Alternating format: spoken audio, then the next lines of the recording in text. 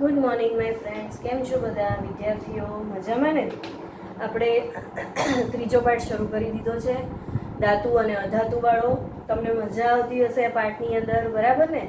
મજા આવે છે ને? કારણ કે આ પ્રાઇમરી લેવલનો પાઠ છે. આપણે પ્રાઇમરીથી આ બધું ભણતા જ આવ્યા છે, એ જ બધું આપણે અત્યારે ભણવાનું છે. એટલે તમને આ પાઠમાં મજા થોડીક આવતી હશે, બરાબર છે? બધા સહેલા જ સવાલો, એકવાર વાંચી યાદ રહી જાય એવા સવાલો છે. એટલે ખાલી તમે ધ્યાન આપો તો તમને બધું જ આવડે એવું છે, અને સાવ સહેલી વસ્તુ છે, બરાબર. આપણે ધાતુ અને અધાતુના ભૌતિક ગુણધર્મો જોઈ લીધા હતા, બરાબર. અને તમને લોકોને મેં બંનેનો ગુણધર્મો લખવા પણ આપ્યા હતા. એની પછી આપણે ધાતુઓના રાસાયણિક ગુણધર્મો શરૂ કર્યા હતા, જેમાં પહેલો ગુણધર્મ હતો કે હવામાં સળગે ત્યારે શું થાય. તો આપણે લખ્યું હતું કે હવામાં સળગે ત્યારે એ ધાતુ ઓક્સાઇડમાં ફેરવાઈ જાય છે, જેથી એમાં જગારા મારતો પ્રકાશ ઉત્પન્ન થાય છે, બરાબર. તો ધાતુની ઓક્સિજન સાથે પ્રક્રિયા કરીએ તો શું થાય? ધાતુ વત્તા ઓક્સિજન. તો આપણે ગઈકાલે જોયું હતું કે ધાતુનો ઓક્સાઇડ બને છે, બરાબર. કઈ ધાતુનો? જે ધાતુ સાથે તમે ઓક્સિજનની પ્રક્રિયા કરી હોય એ જ ધાતુનો ઓક્સાઇડ બનશે. જેમ કે આપણે લઈએ સોડિયમ ધાતુ, સોડિયમ ધાતુ લઈએ વત્તા ઓક્સિજન, બરાબર. તો અહીંયા જો O2 છે, અહીંયા Na છે, કઈ બનશે? સોડિયમનો ઓક્સાઇડ. પણ O2 છે એટલે અહીંયા 2 મૂકો તો Na પણ 2 થઈ ગયા. તો તમારે શું કરવાનું? અહીંયા પણ બગડો મૂકવો પડે. આ થયું રાસાયણિક સમીકરણને આપણે સંતુલિત કર્યું. પહેલા શું કર્યું? સમીકરણ બનાવ્યું, પછી એને સમીકરણને આપણે સંતુલિત કર્યું, બરાબર. રાસાયણિક સમીકરણ સંતુલિત કરવાનું તમને પહેલા પાઠમાં શીખવાડી દીધું છે. તો આ રીતે ધાતુની ઓક્સિજન સાથે આપણે પ્રક્રિયા કરીએ તો ધાતુનો ઓક્સાઇડ બને છે. એવી રીતે બીજી ધાતુઓના તમારે મને કહેવાના છે, જેમ કે Cu + O2, CuO 2 એવી રીતે અલગ અલગ ધાતુઓ જે છે એ તમારે મને આવી રીતે 4 થી 5 ઉદાહરણ લખીને મોકલવાના છે. ઓકે, ધાતુના ઓક્સાઇડ બનાવવાના.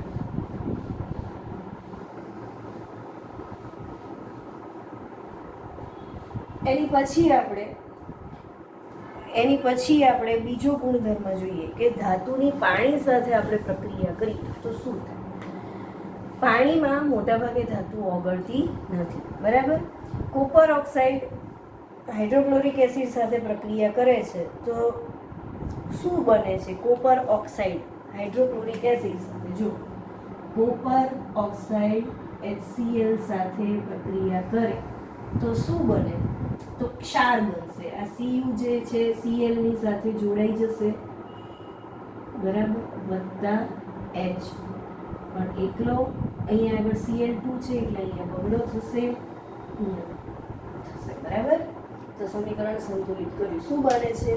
કોઈ પણ ધાતુના ઓક્સાઇડની હાઇડ્રોક્લોરાઇડ એસિડ સાથે આપણે એસિડ સાથે પ્રક્રિયા કરીએ છીએ તો આપણને તે જ ધાતુના ક્ષાર મળે છે, Cl2. આપણે આ પહેલા એકવાર વાત થયેલી હતી કે ધાતુની પાછળ Cl2 પછી Cl અથવા તો I અથવા તો F અથવા તો ક્લોરીન, ફ્લોરીન, બ્રોમિન, આ 4 હેલોજન તત્વ જેને X સ્વરૂપે આપણે દર્શાવી શકીએ, એની સંજ્ઞા X છે. પછી CO3, NO3, SO4, આવું જેની પાછળ લગાડેલું આવે એ શું થશે? ધાતુના ક્ષાર બને છે. આવું જે ધાતુની પાછળ આ રીતે લગાડેલું આવશે એને આપણે તે ધાતુના ક્ષાર કહીશું, બરાબર. આ અગાઉ તમને કીધેલું છે, ઓકે. હવે એલ્યુમિનિયમ એક એવો છે કે જે oxide, aluminium oxide, zinc oxide acid અને બેઝ બંને રીતે વર્તણૂક કરે છે, એટલા માટે તે ઉભયગુણી ઓક્સાઇડ તરીકે ઓળખાય છે. એલ્યુમિનિયમ અને ઝિંક ઓક્સાઇડ, એલ્યુમિનિયમ ઓક્સાઇડ અને ઝિંક ઓક્સાઇડ બે એવા છે કે જે એસિડ અને બેઝ બંને રીતે વર્તણૂક કરતો હોવાથી તે ઉભયગુણી ઓક્સાઇડ તરીકે ઓળખાય છે. બરાબર. મોટેભાગની ધાતુના ઓક્સાઇડ, ધાતુ ઓગળતી નથી, જો ધાતુના ઓક્સાઇડ પાણીમાં દ્રાવ્ય હોય છે. બરાબર. આનાથી કેટલાક પાણીમાં દ્રાવ્ય થઈ અને આલ્કલી બનાવે. આલ્કલી એટલે બેઝ બનાવે.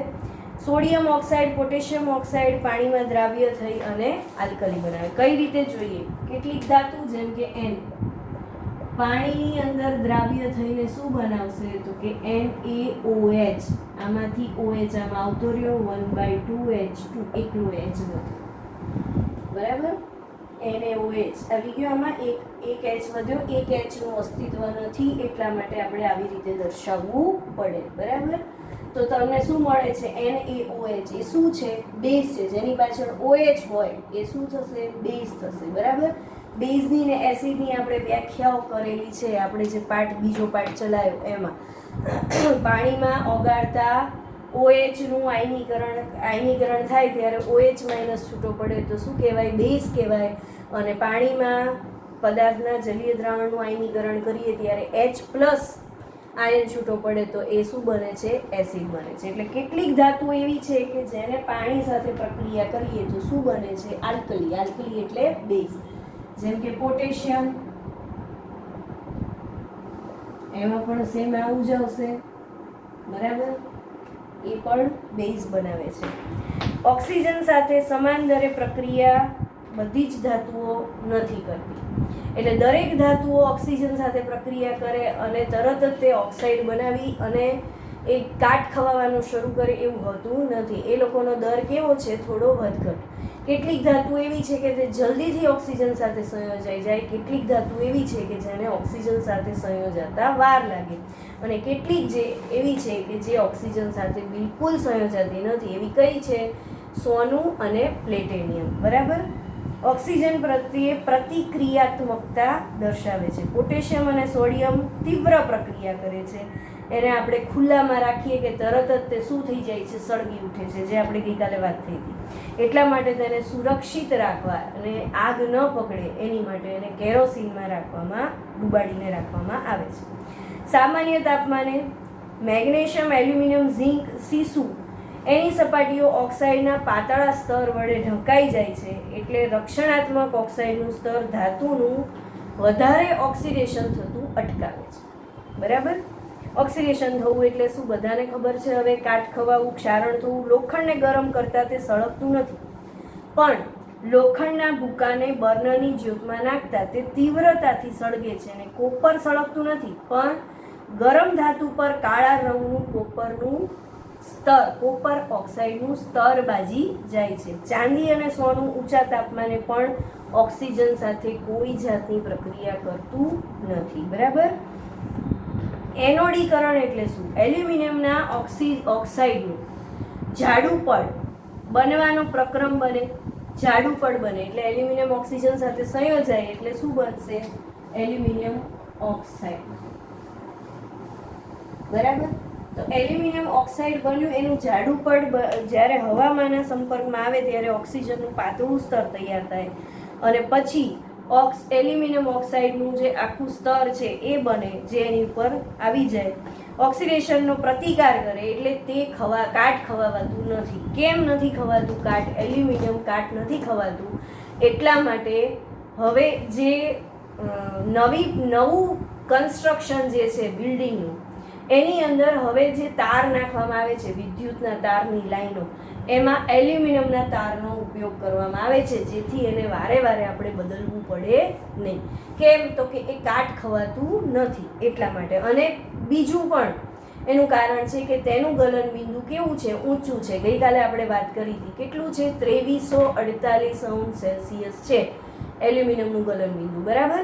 જે ઊંચું ગલનબિંદુ છે એટલે શોર્ટ સર્કિટના કારણે તેને આગ પણ લાગવાના બનાવો કેવા થાય છે? ઓછા થાય છે. એટલે એલ્યુમિનિયમની સ્વચ્છ વસ્તુને એનોડ બનાવવામાં આવે અને મંદ સલ્ફ્યુરિક એસિડ વડે વિદ્યુત વિભાજન કરવામાં આવે તો એનોડ ઉપર ઉત્પન્ન થતા ઓક્સિજન વાયુ એલ્યુમિનિયમ સાથે પ્રક્રિયા કરી અને જાડું એક રક્ષણાત્મક પડ તૈયાર કરે છે. આ ઓક્સાઇડના સ્તરને રંગક લગાવીને એલ્યુમિનિયમની વસ્તુઓને આકર્ષક આપણે બનાવી શકાય છે. બરાબર. રંગ લગાડીએ એટલે આમ જો ઓક્સાઇડનું પડ છે એ વધુ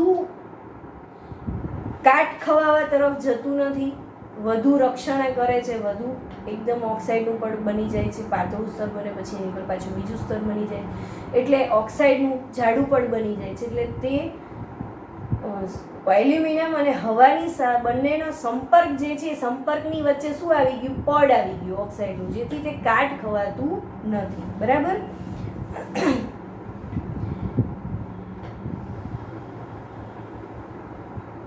આપણે જેટલી પણ ધાતુ જોઈ અત્યાર સુધી એની અંદર આપણે જોયું કે સૌથી વધુ જો કોઈ પ્રતિક્રિયાત્મકતા એટલે કે સક્રિયતા ધરાવતું હોય હવાના ઓક્સિજન સામે એ કોણ છે? સોડિયમ ધાતુ છે. બરાબર. મેગ્નેશિયમ ધાતુ એના પછી આવે. મેગ્નેશિયમને આપણે સળગાવીએ એટલે હવામાન ઓક્સિજન સાથે સળગીને તરત જ તે મેગ્નેશિયમ ઓક્સાઇડ બનાવે છે. બરાબર. અને દહન સોડિયમ કરતાં ઓછી પ્રતિક્રિયાત્મક છે. ઓક્સિજન સાથેની દહન પ્રક્રિયામાં આપણે ઝીંક, લોખંડ, કોપર અને સીસાની પ્રતિક્રિયાત્મકતા નક્કી કરવા માટે મદદરૂપ થતી નથી. એને મદદરૂપ આપણે જોવી હોય કે કેટલી એની પ્રતિક્રિયાત્મકતા એટલે કે ઓક્સિજન સાથે સંયોજવાની એની સક્રિયતા કેટલી છે એ જોવા માટે આપણે એક પ્રયોગ જોઈએ. ઠંડા પાણીથી અડધા ભરેલા બીકરમાં કેટલાક ટુકડા નાખો, ધાતુના ટુકડા. કઈ ધાતુઓ ઠંડા પાણી સાથે પ્રક્રિયા કરે છે તો એને તમારે પ્રતિક્રિયાત્મકતાના ચડતા ક્રમમાં ગોઠવવાની છે. બરાબર. કઈ છે જે ધાતુ પાણીની અંદર નાખતા આગ ઉત્પન્ન કરે છે? કઈ છે કે જે થોડો સમય પછી પાણી ઉપર તરવાનું શરૂ કરશે? એવી કઈ છે કે જે ઠંડા પાણી સાથે કોઈ પ્રક્રિયા નથી કરતી પણ જો ગરમ પાણીમાં નાખવામાં આવે તો તરત જ તે ઓગળી જાય છે? ધાતુઓ ગરમ પાણી સાથે પ્રક્રિયા નથી કરતી એવી ધાતુઓ કેટલી છે અને વરાળ સાથે પ્રક્રિયા કરે છે એવી ધાતુઓ કેટલી છે એ આપણે એનું લિસ્ટ બનાવવાનું છે. ધાતુઓ પાણી સાથે પ્રક્રિયા કરી ધાતુ ઓક્સાઇડ બનાવી હાઇડ્રોજન વાયુ ઉત્પન્ન કરે છે. હાઇડ્રોજન વાયુ ઉત્પન્ન કરે છે એટલે ધાતુનો બીજો ગુણધર્મ કયો થયો? પાણી સાથે પ્રક્રિયા કરી અને શું બનાવે છે? હાઇડ્રોજન વાયુ ઉત્પન્ન કરે છે. ધાતુની પાણી સાથે પ્રક્રિયા કરવાથી આલ્કલી બને છે વત્તા હાઇડ્રોજન વાયુ ઉત્પન્ન થાય છે. બરાબર. આ એનો બીજો ગુણધર્મ થયો. પોટેશિયમ અને સોડિયમ જે છે આમાં આપેલા છે લિસ્ટ આપણને. ઠંડા પાણી સાથે ઉગ્ર રીતે પ્રક્રિયા કરે છે. આપણે લખતા જઈએ સાથે સાથે.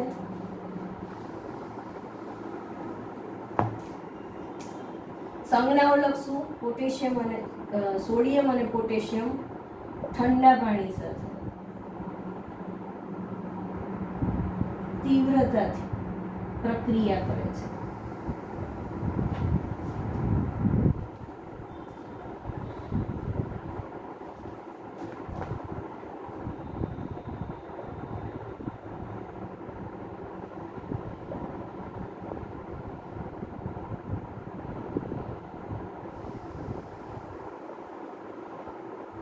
બરાબર. એની પછી છે પોટેશિયમના કિસ્સામાં પ્રક્રિયા એટલી હદે તીવ્ર બની જાય કે ઉષ્માક્ષેપક પ્રક્રિયા બને છે અને ઉત્પન્ન થતો હાઇડ્રોજન તરત જ આગ પકડી લે છે. ઉષ્માક્ષેપક એટલે આપણે પહેલા પાઠમાં જોઈ લીધું શું ઉષ્મા ઉત્પન્ન કરે છે તે. એટલે પોટેશિયમ જ્યારે પાણી સાથે પ્રક્રિયા કરે છે ત્યારે એમાં હાઇડ્રોજન વાયુ તો ઉત્પન્ન થાય છે પણ સાથે સાથે એટલી ઉષ્મા ઉત્પન્ન થાય છે કે હાઇડ્રોજન વાયુ જે છે એ ધડાકા સાથે સળગી ઉઠે છે. કેલ્શિયમ પાણી સાથેની પ્રક્રિયા ઓછી તીવ્ર હોય છે. ઉત્પન્ન થતી ઉષ્મા હાઇડ્રોજન માટે આગ પકડવા પૂરતી હોતી નથી. કેલ્શિયમની કેવી છે પ્રક્રિયા? ઓછી તીવ્ર.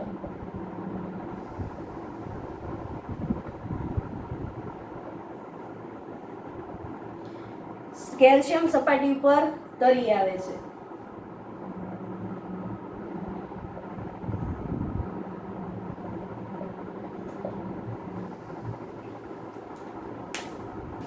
મેગ્નેશિયમ ધાતુ ઠંડા પાણી સાથે પ્રક્રિયા નથી કરતી પણ મેગ્નેશિયમ ધાતુ ગરમ પાણી સાથે પ્રક્રિયા કરી મેગ્નેશિયમ હાઇડ્રોક્સાઇડ બનાવી હાઇડ્રોજન વાયુ ઉત્પન્ન કરે છે. મેગ્નેશિયમ ગરમ પાણી સાથે પ્રક્રિયા કરે છે કરી MgOH ટ્વાઇસ બનાવી H2 વાયુ ઉત્પન્ન કરે છે.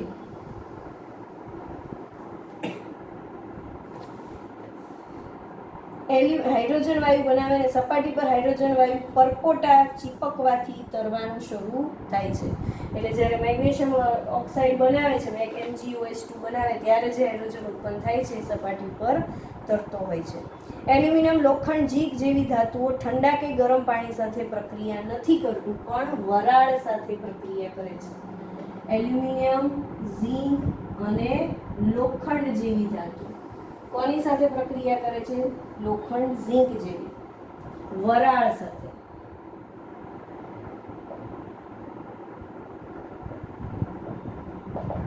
જે ઠંડા કે ગરમ પાણી સાથે પ્રક્રિયા નથી કરતું. બરાબર? એ પણ ધાતુના ઓક્સાઇડ જ ઉત્પન્ન કરી અને હાઇડ્રોજન વાયુ જ ઉત્પન્ન કરે છે. સીસુ, કોપર, ચાંદી અને સોનું સહેજ પણ પ્રક્રિયા કરતું નથી. સીસુ, કોપર, ચાંદી અને સોનું સહેજ પણ પ્રક્રિયા કરતું નથી. અહીંયા આગળ સીસુ લખ્યું છે એટલે શું ખબર છે? પારો. અને એની સંજ્ઞા છે Hg એટલે કે મર્ક્યુરી, એટલે કે સીસુ એટલે કે પારો. બરાબર? આ તમને યાદ રહે એની માટે. બરાબર? બે ગુણધર્મો આપણે રાસાયણિક ગુણધર્મો સાબિત થઈ ગયા. હવે આપણે એની પછી ત્રીજો, આ તમારે નોંધ બનાવવાની છે. બનાવો તો સારું, પણ જલ્દી યાદ રહી જાય. એમાંથી MCQ કે ખાલી જગ્યા કે ખરા ખોટા એવું કંઈક પૂછાઈ શકે. બરાબર? ચલો,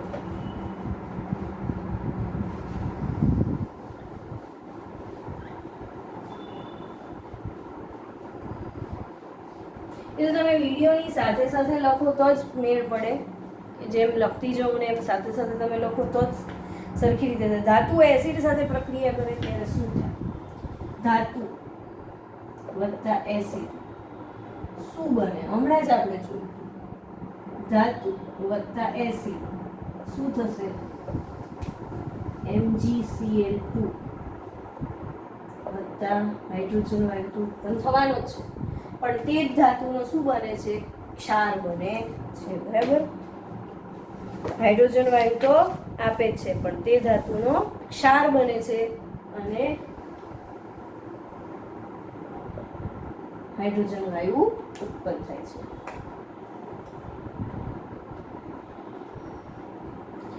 તમામ ધાતુઓ સમાન રીતે વર્તે ક્યારે? ન વર્તે. બરાબર? સોડિયમ અને પોટેશિયમ સિવાયની બીજી બધી જ ધાતુઓ કેવી છે? સોડિયમ અને પોટેશિયમ ધાતુ છે એને ક્યારેય એમને લેવાની નહીં. બરાબર? કારણ કે એ તરત જ હવામાંના ઓક્સિજન સાથે સંયોજાઈને સળગી ઉઠે છે. એટલે ધ્યાનપૂર્વક આપણે એની સાથે કામ કરવું પડે. મંદ હાઇડ્રોક્લોરિક એસિડ ધરાવતી કસનળીઓમાં અલગ અલગ આપણે મૂકીએ અને પછી જો હાઇડ્રોક્લોરિક એસિડને લેવી હોય ને તમારે કસનળીની અંદર, તો પણ તમારે બહુ ધ્યાનથી લેવું પડે, કારણ કે તે જલદ હોય છે. એટલે ગ્લોવ્સ હાથમાં પહેરીને જ લેવું પડે. બરાબર? ધ્યાન રાખવું પડે એ બધું. મેગ્નેશિયમ, એલ્યુમિનિયમ, ઝીંક, લોખંડની મંદ સલ્ફ્યુરિક એસિડ સાથેની પ્રક્રિયા સમીકરણ સાથે લખો. તો આપણે લખી જોઈએ. મેગ્નેશિયમની મંદ સલ્ફ્યુરિક એસિડ શું થશે? SO4 અહીંયા જશે, Mg સાથે જોડાઈ જશે, વત્તા હાઇડ્રોજન. બરાબર? નામ તમારે લખવાના, મારે નથી લખવાના. બરાબર? બીજું કોનું કીધું છે? એલ્યુમિનિયમની Al2 H2SO4, Al2SO4 વત્તા H2. ત્રીજી કીધી છે ઝિંકની Zn પ્લસ H2SO4, ZnSO4 વત્તા H2. આ બધામાં નામ લખવાના અને ભૌતિક અવસ્થા તમારે જાતે લખવાની છે. આ સમીકરણમાં લખીને મને બતાડવાની છે. અને પછી લોખંડની, આ ચોથું લોખંડ વત્તા H2SO4, FeSO4 વત્તા H2. બરાબર? આ ચારેય સમીકરણો જે છે એના નામ, ભૌતિક અવસ્થા તમારે મને લખીને બતાડવાની છે. આ સમીકરણોમાં કાંઈ નથી કરવાનું, નીચે નામ લખવાના છે. આ મેગ્નેશિયમ છે, આ સલ્ફ્યુરિક એસિડ છે, મેગ્નેશિયમ સલ્ફેટ છે અને આ ડાયહાઇડ્રોજન વાયુ છે.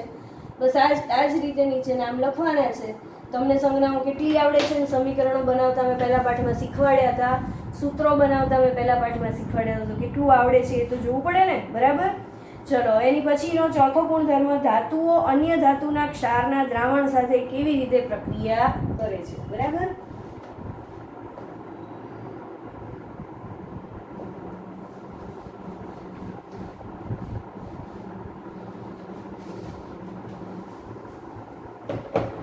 તાંબાનો એક શુદ્ધ તાર આપણે લઈએ, બરાબર.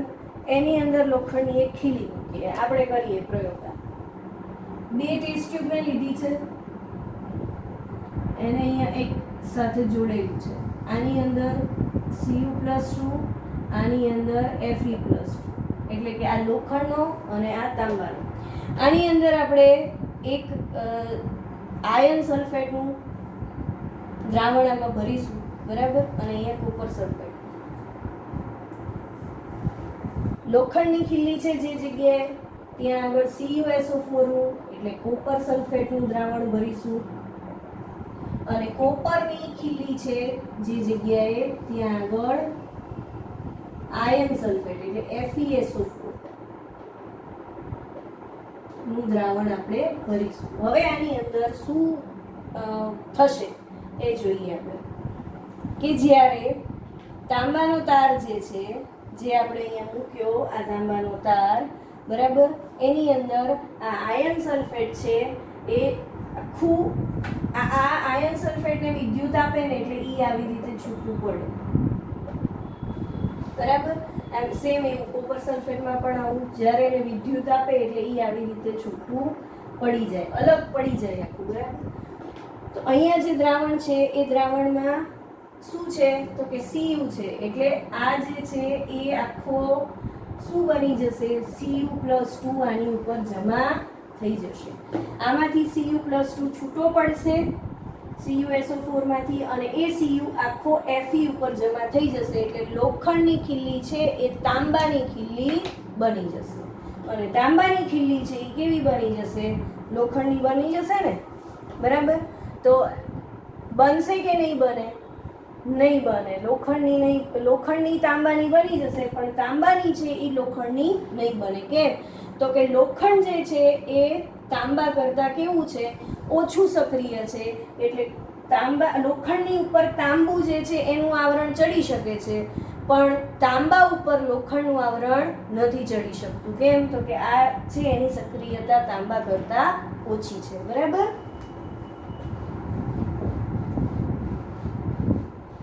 ફરી એકવાર સમજાવું, નહીં સમજાવ્યું હોય તમને. એ 2 કસનળી લઈએ આપણે, બંને કસનળીમાં એક લોખંડનો તાર, એક તાંબાનો તાર મૂકીએ છીએ, બરાબર. જેમાં લોખંડનો તાર મૂકીએ છીએ એની અંદર જે દ્રાવણ ભરીએ છીએ એ તાંબાવાળું દ્રાવણ ભરીએ છીએ, CuSO4 નું, બરાબર. જો આ લોખંડની એટલે Fe+2, આ લોખંડની ખીલી. આની અંદર જે દ્રાવણ છે એ CuSO4 નું એટલે કોપર સલ્ફેટનું ભરીએ છીએ. એટલે આ જે લોખંડની ખીલી છે એ ખીલી કેવી બની જશે, આમાં જ્યારે વિદ્યુત આપણે પસાર કરીએ ને ત્યારે CuSO4 આખું છૂટું પડી અને Cu+2 ને SO4-2 આવા આખા જુદું પડી જશે. એટલે આ જે Cu છે એ આખું કોને લાગી જશે, લોખંડની ખીલીને. એટલે લોખંડની ખીલી પર તાંબાનો ઢોળ ચડ્યો એવું કહેવાશે. પણ અહીંયા આગળ જ્યારે તાંબાની ખીલી મૂકી હોય એટલે તાંબાનો વાયર, આ Cu એટલે તાંબાનો વાયર. અહીંયા સેમ એવું જ તે, અહીંયા FeSO4 એટલે લોખંડનું, તો અહીંયા પણ Fe+2 અને SO4 છૂટું પડશે જ. પણ અહીંયા આગળ Fe જે છે એ તાંબાની ખીલી ઉપર આવરણ ચડાવશે નહીં. કેમ તો કે લોખંડની સક્રિયતા તાંબા કરતાં કેવી છે, ઓછી છે. એટલે ઓછી વાળું વધુ તરફ જાય. આપણે 9માં આવું ભણી ગયા હતા, ઓછી સાંદ્રતા વાળો પદાર્થ વધારે સાંદ્રતા વાળા પદાર્થ તરફ જાય છે. એટલે લોખંડ ઉપર તાંબુ જે છે એ ચડશે, પણ તાંબા ઉપર લોખંડ ચડશે નહીં. બરાબર. એની પછી છે પ્રતિક્રિયાત્મકતા એટલે કે સક્રિયતા શ્રેણી એટલે શું? તો આપણને ખબર છે કે સક્રિયતા એટલે હવામાંના ઓક્સિજન સાથે જે ઝડપથી સંયોજાઈ જાય એને સક્રિયતા કહેવાય છે. બરાબર. તો અહીંયા આગળ સક્રિયતા શ્રેણી આપી છે કે સૌથી પહેલા કે એટલે કે પોટેશિયમ સૌથી વધારે સક્રિય છે. એની પછી છે સોડિયમ, એની પછી છે કેલ્શિયમ, પછી મેગ્નેશિયમ, પછી એલ્યુમિનિયમ. આ કેવા છે? સૌથી વધુ પ્રતિક્રિયાત્મકતા એટલે કે સક્રિય. સૌથી પહેલા આ, પછી આ, પછી આ, પછી આ અને પછી આ. એની પછી ઝિંક. અહીંયા આગળ આની કરતા થોડી સક્રિયતા જે છે એ ઘટે છે, એટલે આમ ઘટે છે. બરાબર. પછી ઝિંક, પછી આયર્ન, પછી લેડ, લેડ એટલે પીબી, પછી હાઇડ્રોજન. હાઇડ્રોજન એક જ હોવાથી એને આવી રીતે દર્શાવવામાં આવે છે. બરાબર. પછી કોપર, મર્ક્યુરી એટલે Hg, અને એની પછી સિલ્વર અને ગોલ્ડ. સૌથી ઓછી પ્રતિક્રિયાત્મકતા કોનામાં છે? સિલ્વર અને ગોલ્ડ. સૌથી ઓછી, સૌથી વધારે અહીંયા અને સૌથી ઓછી અહીંયા. બરાબર. તો આ સક્રિયતા શ્રેણી તમને 2-3 માર્કમાં પૂછાય છે. તમારે આ કોઠો બી લખવો પડે સક્રિયતા શ્રેણીનો, અને એની વિશેની જે માહિતી છે એ પણ તમારે લખવી પડે. બરાબર. ધાતુઓ અને અધાતુઓ કેવી રીતે પ્રક્રિયા કરે છે એ એક ટોપિક છે જે આપણે હવે જોવાનો છે. બરાબર.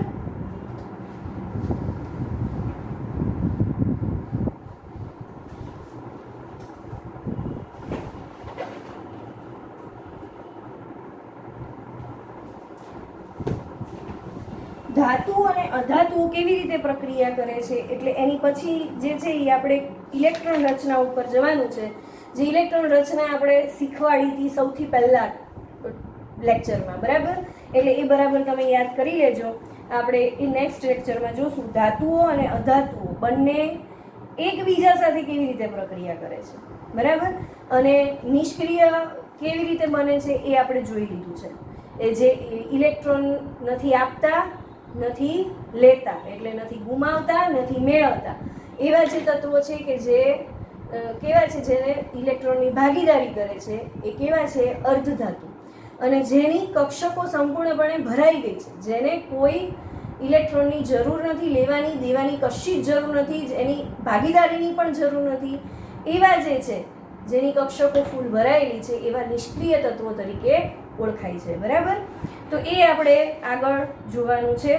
અને એની પછી આયનીય સંયોજનોના ગુણધર્મો કેવી રીતે બને છે તે, ધાતુની પ્રાપ્તિ કેવી રીતે થાય છે તે, અને એની અલગ અલગ ધાતુના નિષ્કર્ષણની અલગ અલગ રીતો.